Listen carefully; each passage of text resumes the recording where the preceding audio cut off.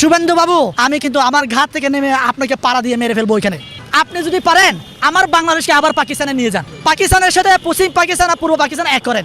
আপনাকে ডান দিক থেকেও গুলি করবো, বাম দিক থেকেও গুলি করবো, আমরা করেন, এক করেন আপনারা। এখন ভাই দেখলাম আমার বাংলাদেশের পতাকা ভারতের বাংলাদেশ দূতাবাসের সামনে পুড়ে ফেলা হয়েছে। আপনারা কি বলতে চান আমাদেরকে? আমাদেরকে উগ্রতা ছড়াতে চান? আমরা তোমাদের মতো উগ্র নয় ভাই, আমরা ভালোবাসতে জানি।